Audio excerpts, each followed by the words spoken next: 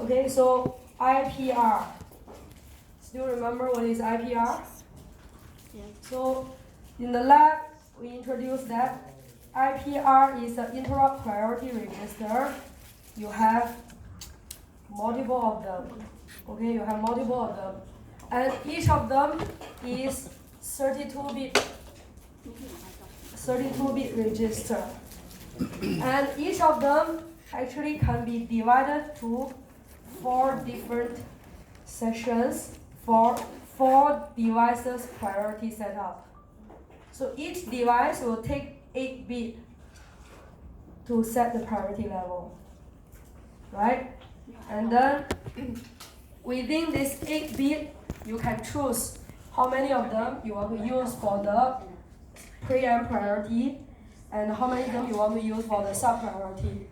And in the lecture, there's an example showing you what's the difference between the pre-and priority and the sub-priority, right? So basically, the devices with different pre-and priority, the device with higher priority level can kick out the one with lower pre-and priority level.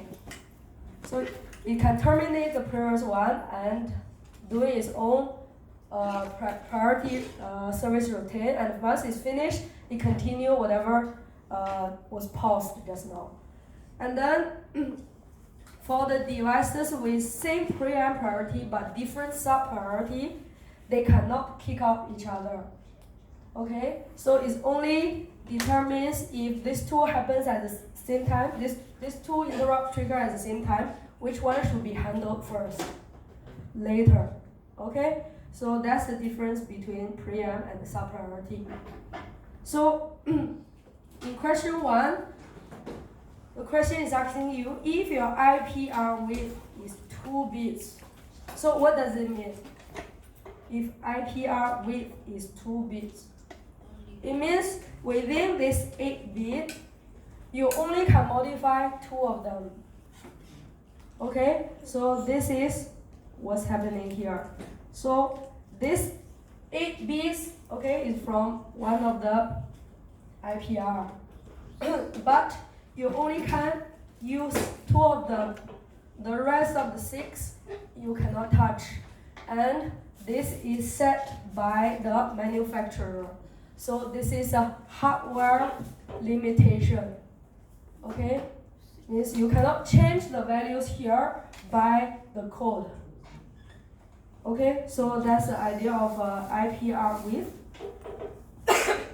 And by knowing the IPR width, there's different priority groups applied. So what's the meaning of priority group? It's actually telling you how many bits you actually trying to use for the pre-amp priority and how many bits you try to use for the sub-priority. Okay, so whenever you see priority group, you look at this table. Let's say for the first case, when group number is 6, so basically you are trying to use bit 7 for the pre-amp priority, all the others for the sub-priority. But due to the hardware limitation, we actually cannot change bit 5 down to 0. Okay, which means practically we can only use one of the bit for your sub-priority setup. Okay, and you use 1 bit for your pre-amp priority setup. Okay, that's the idea.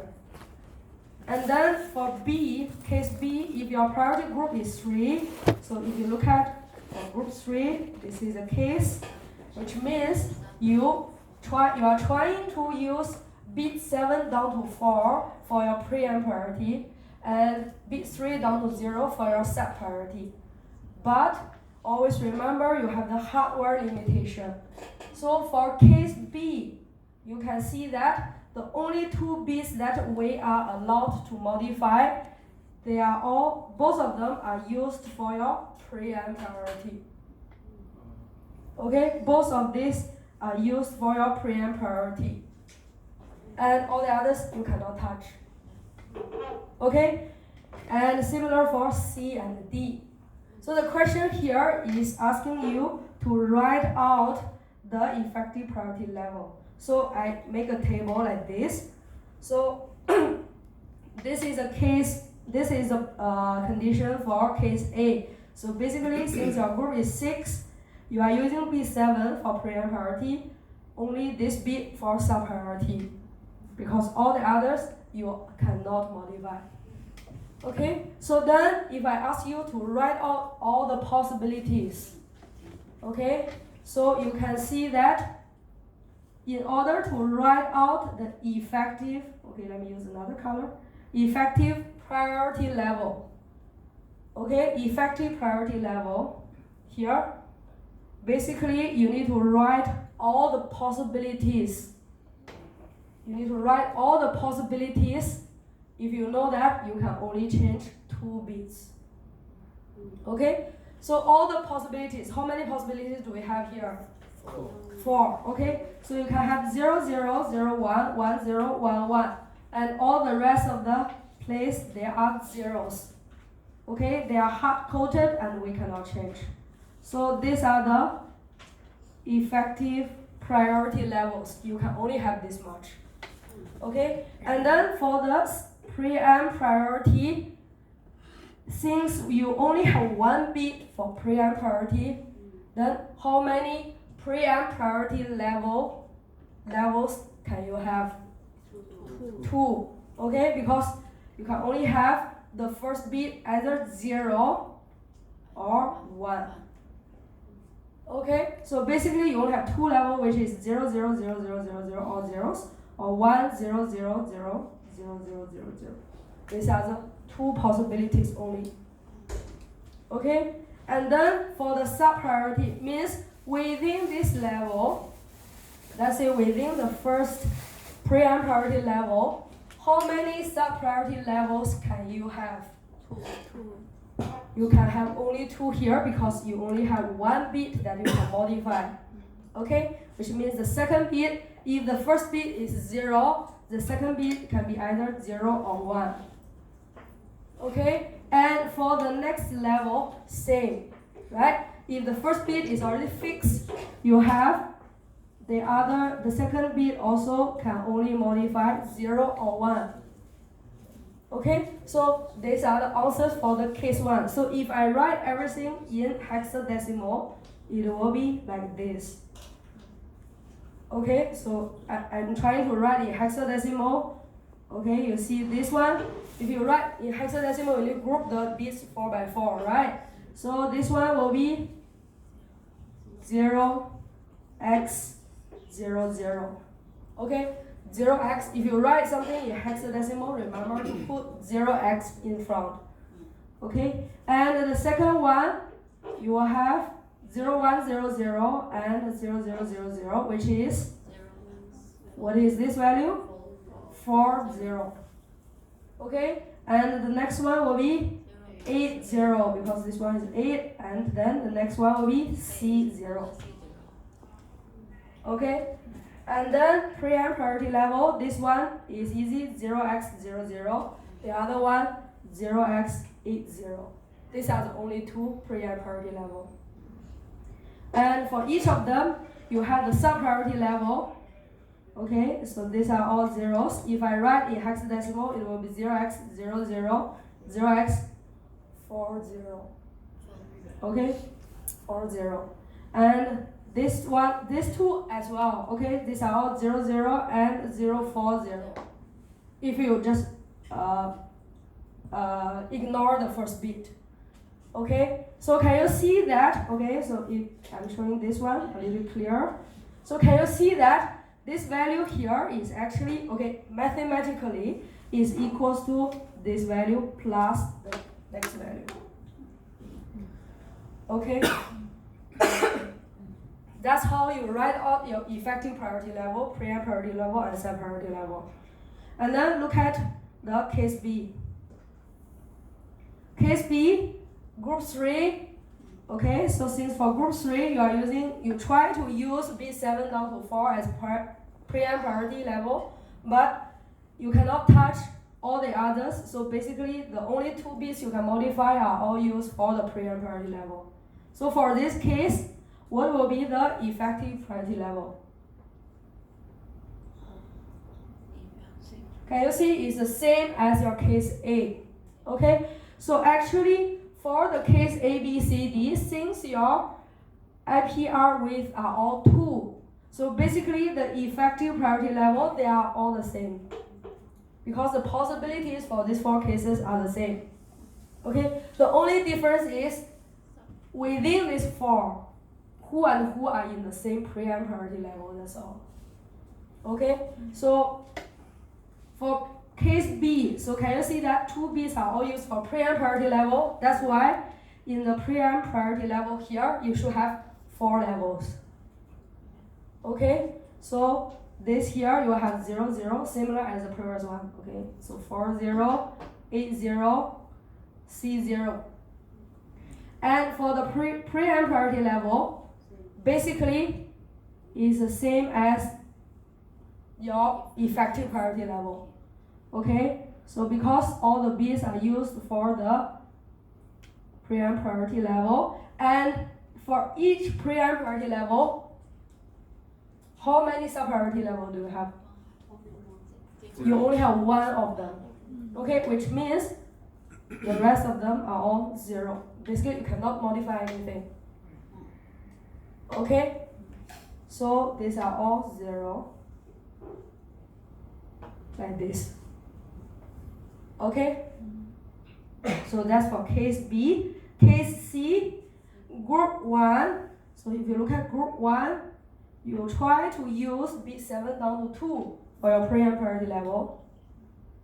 And the other 2 for the sub-priority level. So what do we have? Can you see that? You try to do this, but this part you cannot touch. So basically your answer for C will be exactly the same as B. Okay, so I won't write it out. So case D, your priority group is 7. So if you look at 7, none of the bits for preamp priority level, all the bits for sub-priority level. Which means at this case, you still have the 4 effective levels, but they all belong to 1 preamp priority level. Okay, which is 0, 0. Because none of the bit is used for preamp priority level. And all these are actually differs by the sub-priority level. Okay, so you have 0x00, 0x40, 0x80, C0. Okay, so the question here is basically get the numbers, but you need to know the story behind the number. Okay, what's the difference between this case and this case, let's say. So for this case, since basically you can have 4 devices with these 4 different priority levels, but for this case, device who have this priority level is able to keep all these 3 off. Okay, let's say these 3, one of them is running. If this device giving an interrupt signal, it can terminate all the others and run itself priority service routine. And after that, you can resume whatever you stopped just now. But for this one, none of them can kick the others off. Okay, so that's the difference. Any questions? So if no, I move to the question 2. Question 2 is quite similar, but this is the case in the lab. Okay? So in the lab, we are using this library. And inside this library, you have this definition. You have a constant name underscore nvic underscore prior underscore b equals to 5. Okay, so in the library, you have this constant.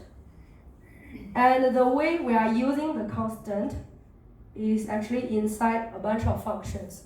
But 5 here basically means you have 5 bits that you can use. So basically this one is your IPR width. Okay, it has the same meaning as the previous question 2. Okay, previous question 2 here.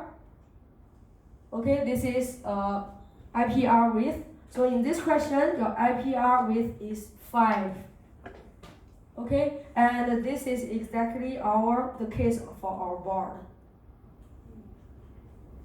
Okay, so within this 8 bit, you can modify 5 of them. Okay, and the question also asks you determine the permissible range of the effective priority, preamp priority, sub-priority levels when the priority group 5 is selected. So these 2, 5, they have different meanings. Okay, they have different meanings. The first one refers to the IPR width. The second one, group 5, refer to the 5 in this table. Okay, so it basically helps you to find out how many bits for preamp priority and how many bits for sub-priority. Okay, so for group 5, you try to use bit 7 and 6 for the preamp, all the others for the sub-priority level. And in practical, this is the case because the rest of the 3 here you cannot touch. It's hardware imitation. Okay, so this is a real case. Okay, so if this is a case, I will ask you how many effective priority levels can you have? Just now, when you have only 2 bits that you can modify, how many levels do we have? 4, because 2 to the power of 2, right? You have this amount of possibilities. So here, same. You have 5 bits, so that totally you actually can have 32 priority levels. Okay, so in this table, here you will have totally 32 levels. Okay, and within these 5 bits, you have 2 bits used for preamp priority level. So how many preamp priority levels can you have? 4. You can have 0, 0, 0, 1, 1, 0, 1, 1. Okay, and for each of the preamp priority level, how many sub-priority can you have? 2 to the power of 3, you have 8 levels. Okay, so in this way, use the same method to write out the levels. Okay, it's not that difficult, so I won't go through this. So I show you the answer here. So basically, these are the preamp priority level. These are the sub-priority level. Okay, and the rest of the 3 you cannot touch. And this is written in hexadecimal. Okay, I assume you don't have the problem of that. And then for sub-priority level, basically you just count these 3 bits.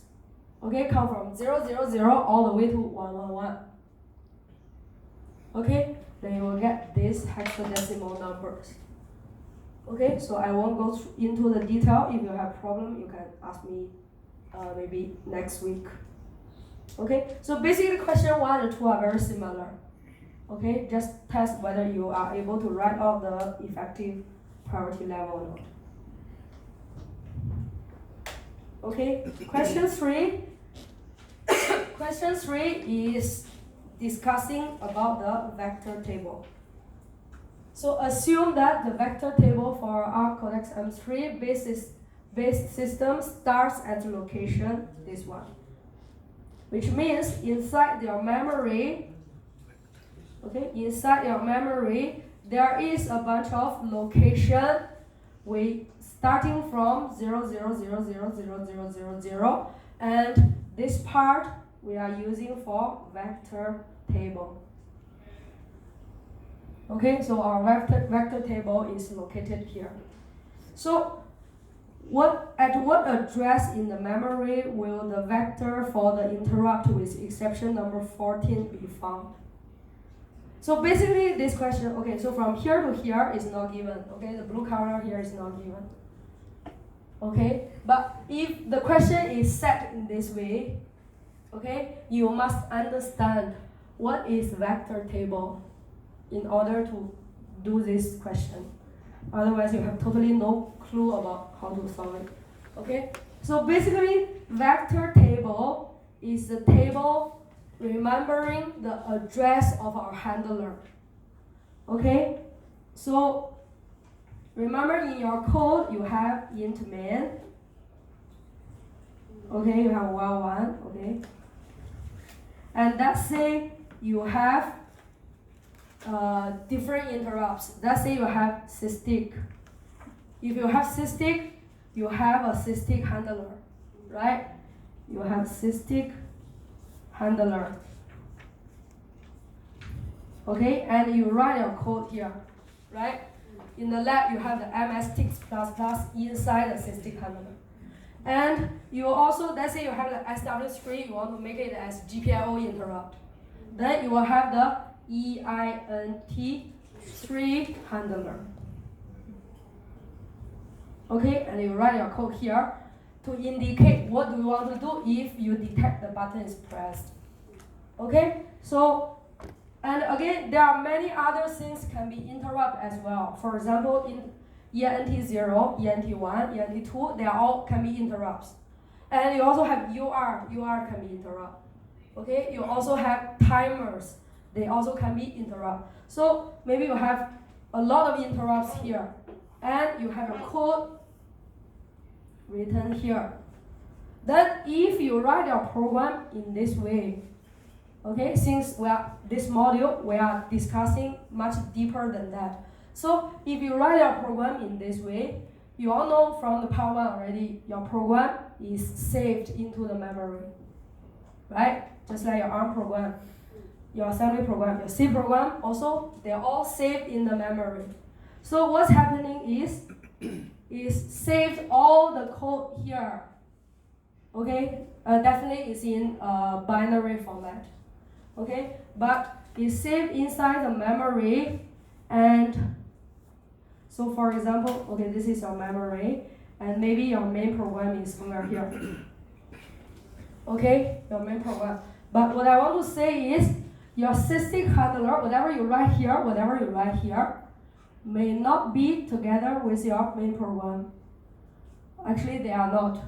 Okay? So the code you are writing here, they are stored in the memory at different locations. For example, let's say this part is for your sysdig handler. Whatever you write in the sysdig handler, they are stored here.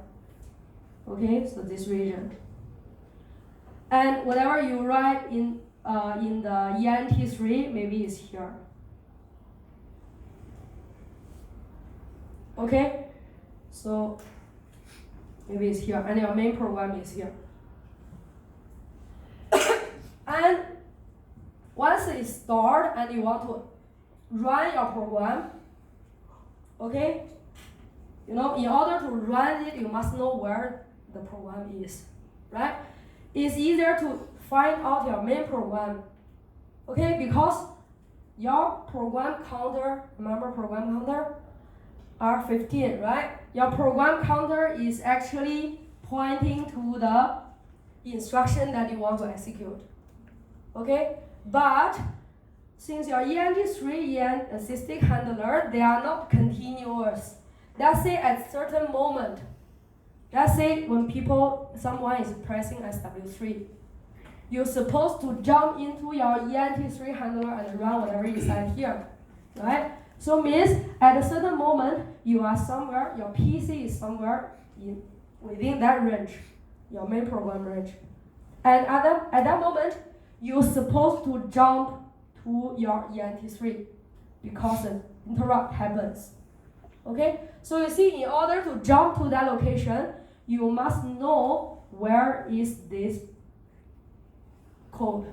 So basically, the address of your ENT3 handler must be remembered.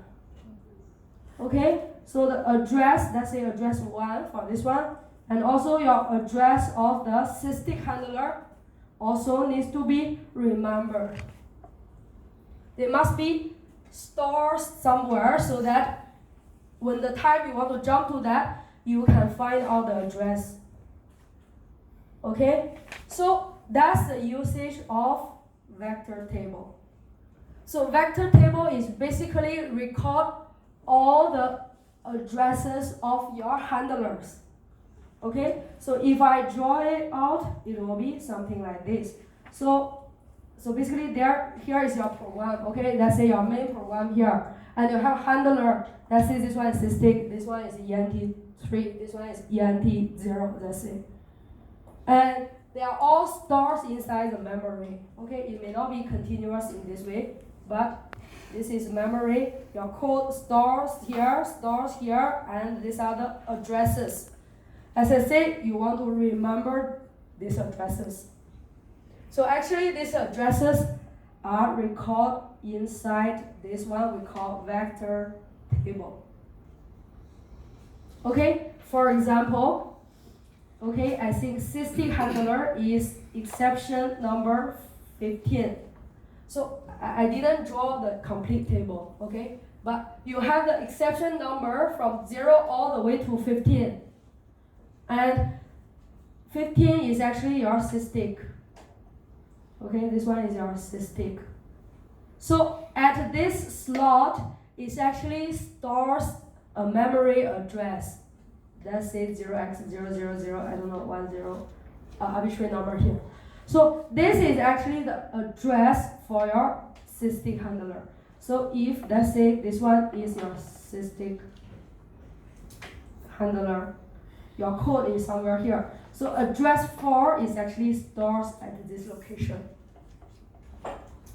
Get it? So that's the idea of vector table. Okay? So vector table remembers all the starting address of your handler. Okay? Then once you understood that, the question is easy.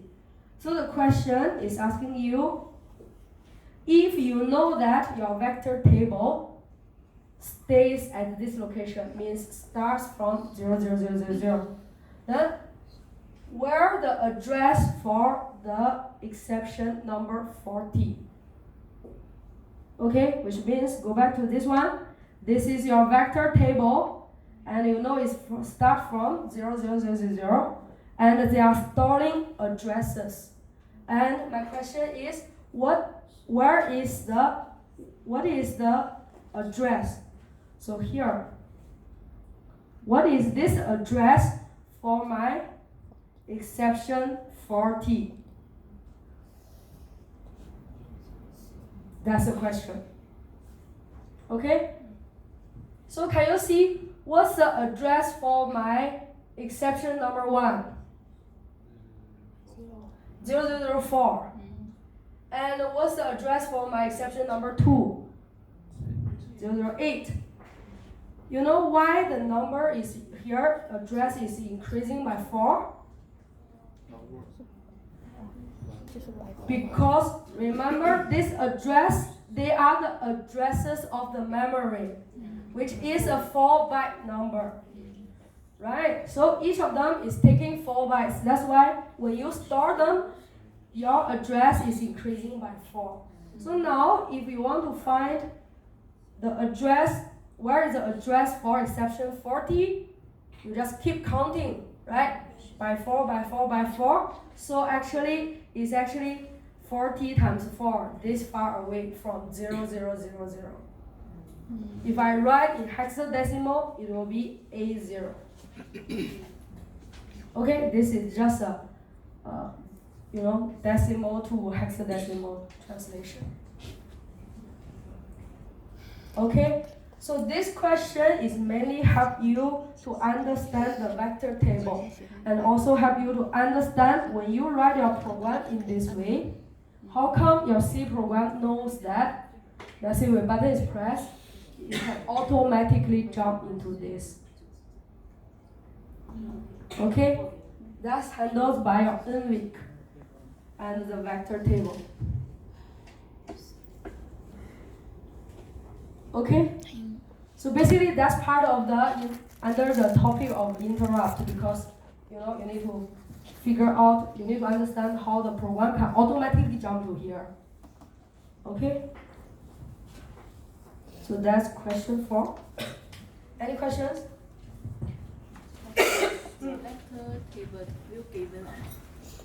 Vector table usually will give the table up to all, for all the system exception, means from 0 all the way to 15. So yes, so I will show you the table.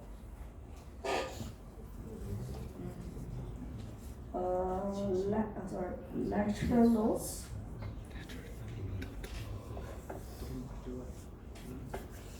So in lecture notes, you have the table.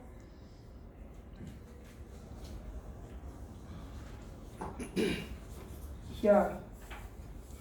Okay, this is a list of system exceptions. Okay, and it explains the vector table. I think here.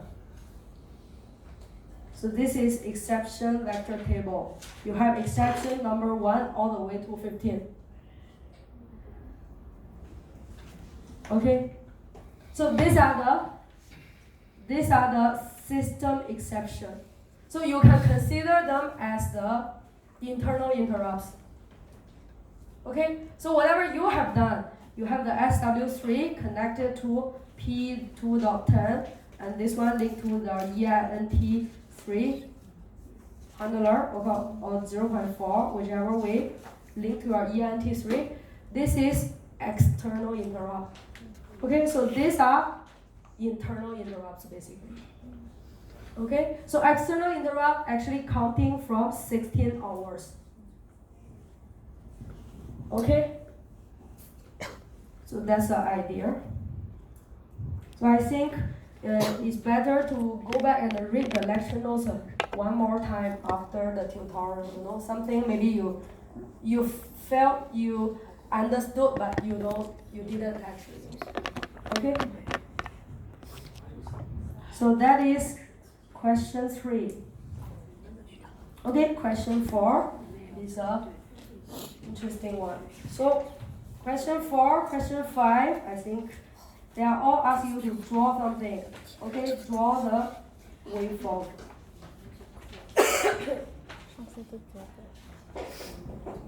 Okay, I put some color on the waveform. So basically, question 4 is talking about if you have 2 interrupt signals.